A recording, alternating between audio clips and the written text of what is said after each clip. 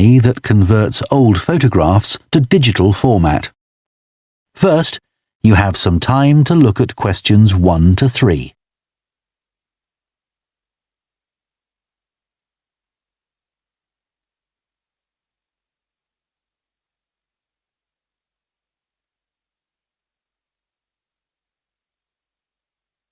Now listen carefully and answer questions 1 to 3. Hello, Picture Rep. Can I help you? Oh, hi. I saw your advertisement about copying pictures to disk, and I'd like a bit more information about what you do. Sure. What would you like to know? Well, I've got a box full of old family photos that's been up in the attic for years. Some of them must be 50 or 60 years old, and I'd like to get them converted to digital format. Sure, we can do that for you. Right. And what about size? The photos are all sorts of sizes. Are there any restrictions? Well, the maximum size of photo we can do with our normal service is 30 centimetres, and each picture must be at least 4 centimetres. That's the minimum we can cope with. Well, that should be fine. And some of them are in a frame. Should I take them out before I send them? Yes, please. We can't copy them otherwise. And also the photos must all be separate. They mustn't be stuck into an album. OK, that's not a problem. So, can you give me an idea of how much this will cost? I've got about 360 photos, I think. We charge £195 for 300 to 400 photos for the basic service. OK, and does that include the disc? Yes, one disc, but you can get extra ones for £5 each. That's good. So, do I need to pay when I send you the photos? No, we won't need anything until we've actually copied the pictures. Then we'll let you know how much it is, and once we've received the payments, we'll send the parcel off to you. Right.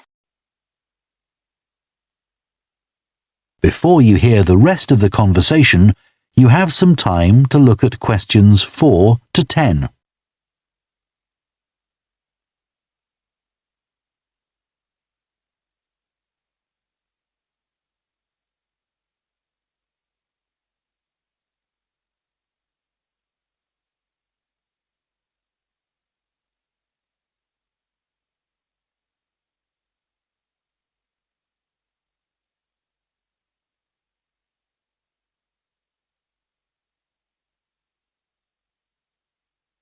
Now listen and answer questions 4 to 10.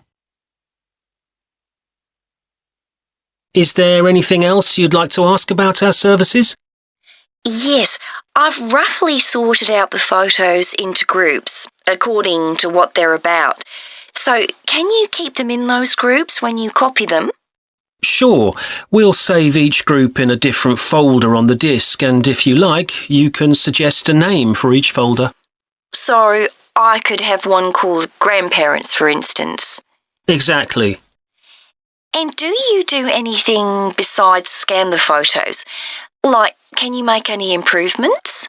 Yes, in the standard service, each photo is checked, and we can sometimes touch up the colour a bit or improve the contrast. That can make a big difference. OK, and some of the photos are actually quite fragile.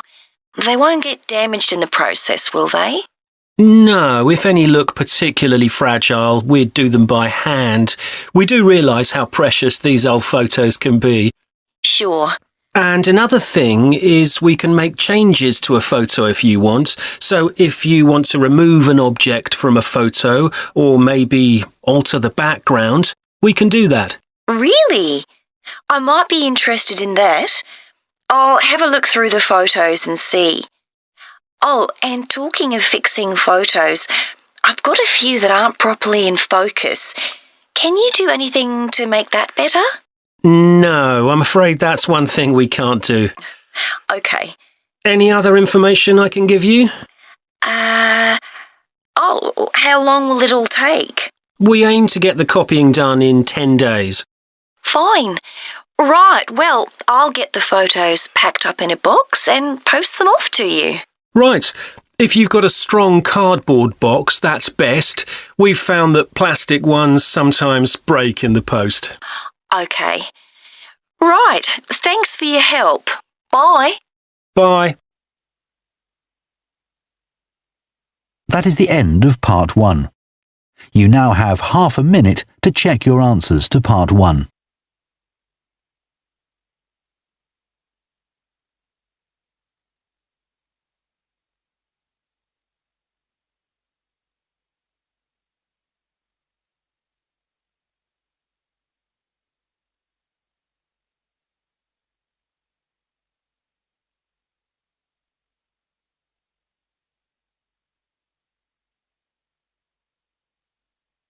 Part 2. You will hear a head teacher talking to parents of pupils about changes at the school. First, you have some time to look at questions 11 to 15.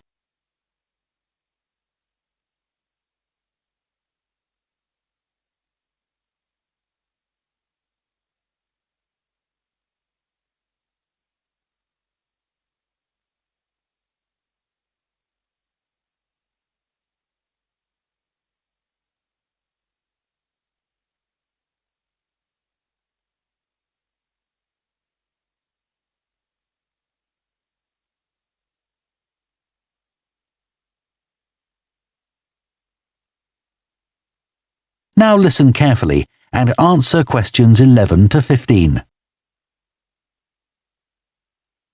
Good morning, and thank you for coming here today. I'd like to bring you up to date with changes in the school that will affect your children. As you know, the school buildings date from various times, some from the 1970s, some from the last 5 years, and of course, Dartfield House is over a century old. It was commissioned by a businessman, Neville Richards, and intended as his family home, but he died before it was completed. His heir chose to sell it to the local council, who turned it into offices.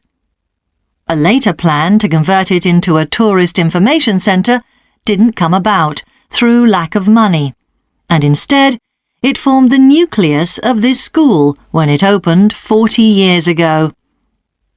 The school has grown as the local population has increased, and I can now give you some news about the lower school site, which is separated from the main site by a road. Planning permission has been granted for development of both sites. The lower school will move to new buildings that will be constructed on the main site. Developers will construct houses on the existing lower school site. Work on the new school buildings should start within the next few months. A more imminent change concerns the catering facilities and the canteen. The canteen is always very busy throughout the lunch period. In fact, it's often full to capacity because a lot of our pupils like the food that's on offer there. But there's only one serving point, so most pupils have to wait a considerable time to be served. This is obviously unsatisfactory, as they may have hardly finished their lunch before afternoon lessons start.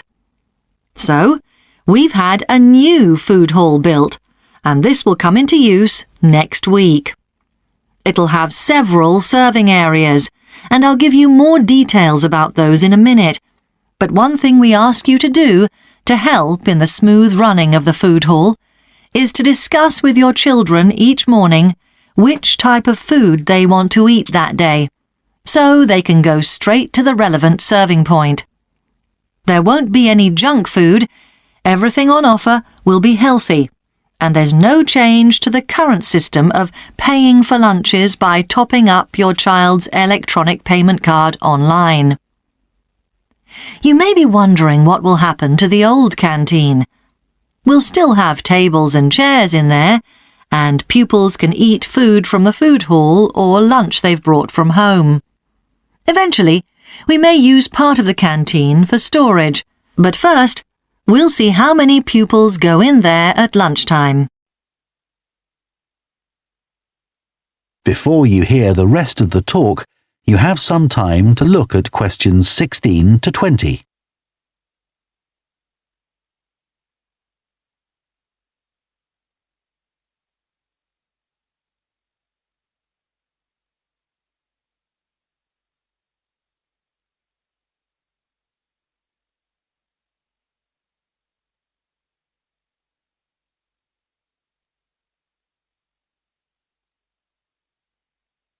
Now listen and answer questions 16 to 20. OK, back to the serving points in the food hall, which will all have side dishes, desserts and drinks on sale, as well as main courses. One serving point we call World Adventures. This will serve a different country's cuisine each day. Maybe Chinese one day and Lebanese the next. The menus will be planned for a week at a time, so pupils will know what's going to be available the whole of that week. Street life is also international, with food from 3 particular cultures. We'll ask pupils to make suggestions, so perhaps sometimes there'll be food from Thailand, Ethiopia and Mexico, and then one of them will be replaced by Jamaican food for a week or 2. The Speedy Italian serving point will cater particularly for the many pupils who don't eat meat or fish. They can be sure that all the food served there is suitable for them. There'll be plenty of variety, so they shouldn't get bored with the food. OK, that's all on the new food hall. Now, after-school lessons. These are very popular with pupils, particularly swimming. In fact, there's a waiting list for lessons. Cycling is another favourite, and I'm delighted that dozens of pupils make use of the chance to learn to ride in off-road conditions. It means that more and more cycle to and from school every day. As you know, we have a well-equipped performance centre, and we're going to start drama classes in there too. Pupils will be able to join in just for fun, or work up to taking part in a play. We hope to put on at least one a year. We already teach a number of pupils to use the sound and lighting systems in the centre, and a former pupil has given a magnificent grand piano to the school, so a few pupils will be able to learn at the school instead of going to the local college, as many of them do at the moment. That is the end of Part 2. You now have half a minute to check your answers to Part 2.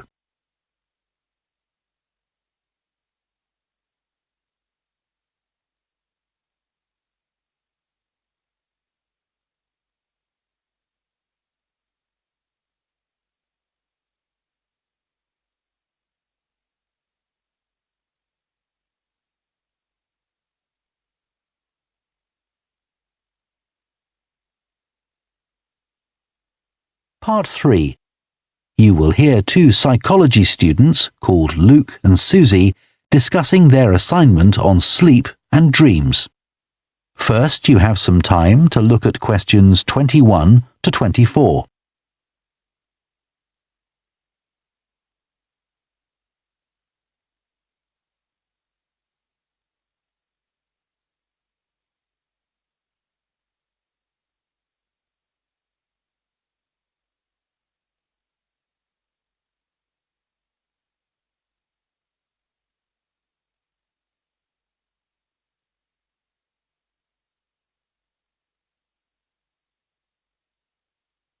Now listen carefully and answer questions 21 to 24.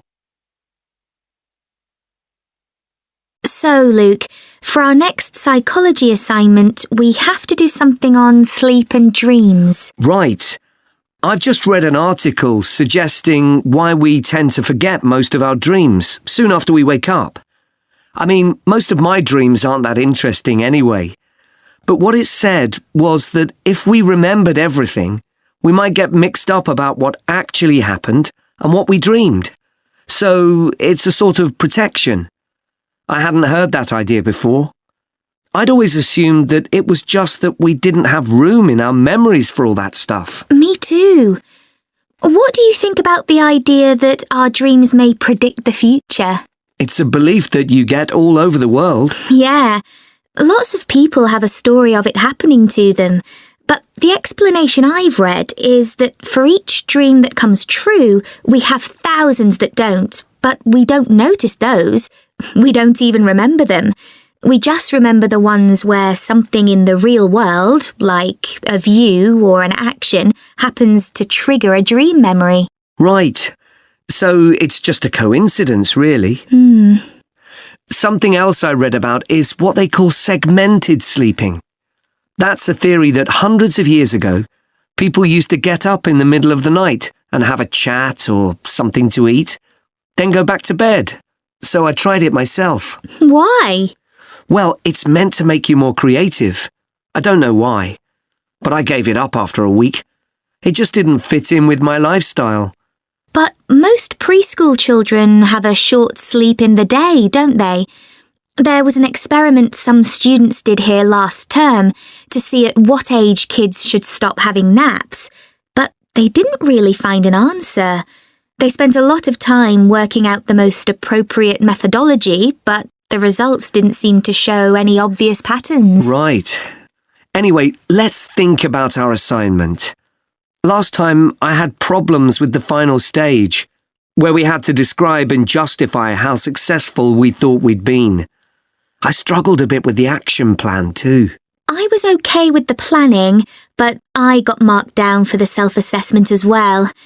And I had big problems with the statistical stuff. That's where I really lost marks. Right. Before you hear the rest of the discussion, you have some time to look at questions 25 to 30.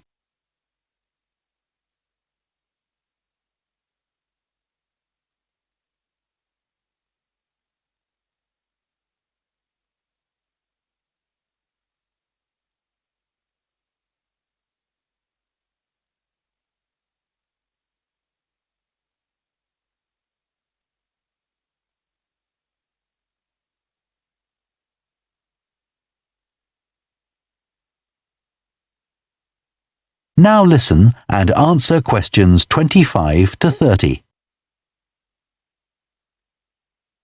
So, shall we plan what we have to do for this assignment? Okay. First, we have to decide on our research question. So, how about, is there a relationship between hours of sleep and number of dreams? Okay. Then we need to think about who we'll do the study on. About 12 people? Right. And shall we use other psychology students?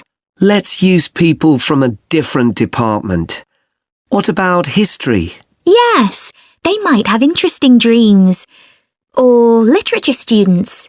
I don't really know any. OK, forget that idea. Then we have to think about our methodology. So we could use observation, but that doesn't seem appropriate. No. It needs to be self-reporting, I think. And we could ask them to answer questions online. But in this case, paper might be better, as they'll be doing it straight after they wake up. In fact, while they're still half asleep. Right. And we'll have to check the ethical guidelines for this sort of research. Because our experiment involves humans, so there are special regulations. Yes. I had a look at those for another assignment I did. There's a whole section on risk assessment, and another section on making sure they aren't put under any unnecessary stress. Let's hope they don't have any bad dreams. Yeah. Then, when we've collected all our data, we have to analyse it and calculate the correlation between our two variables. That's time sleeping and number of dreams. And then present our results visually in a graph. Right, and the final thing is to think about our research and evaluate it. So that seems quite straightforward. Yeah. So now let's get started. That is the end of part 3. You now have half a minute to check your answers to part 3.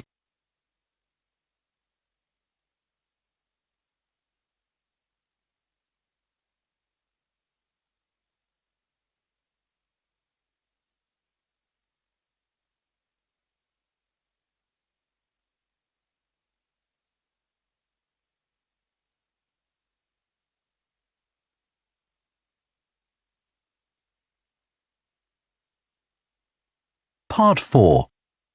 You will hear a sports science student giving a presentation on the health benefits of dance. First, you have some time to look at questions 31 to 40.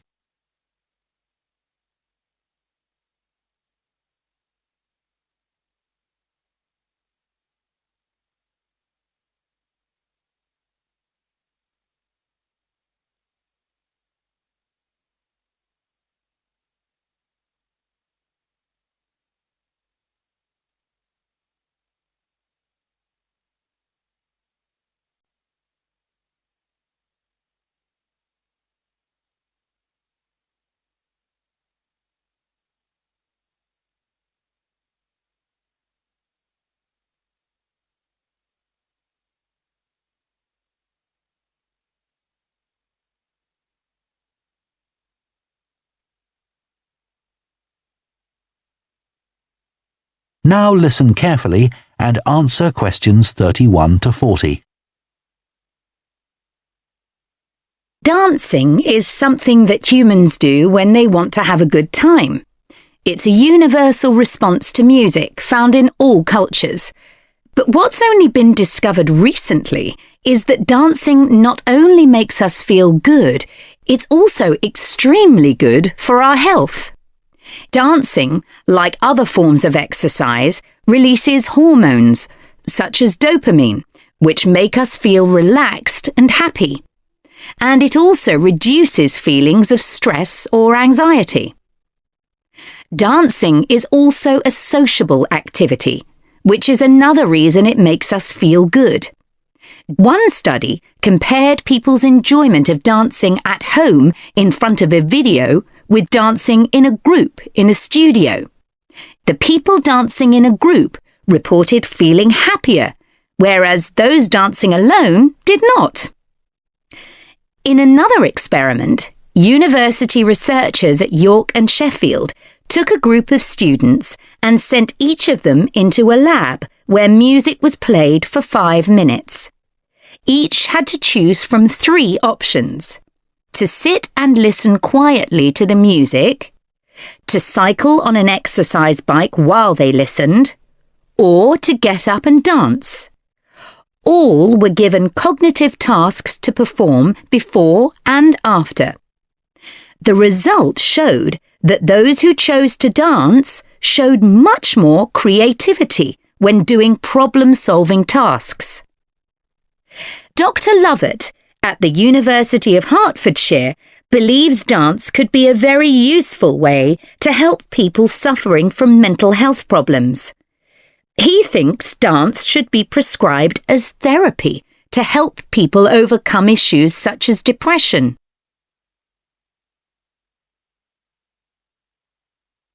It's well established that dance is a good way of encouraging adolescent girls to take exercise. But what about older people? Studies have shown that there are enormous benefits for people in their 60s and beyond. One of the great things about dance is that there are no barriers to participation. Anyone can have a go, even those whose standard of fitness is quite low.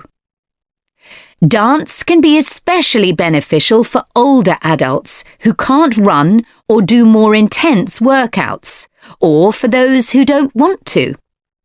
One 2015 study found that even a gentle dance workout helps to promote a healthy heart.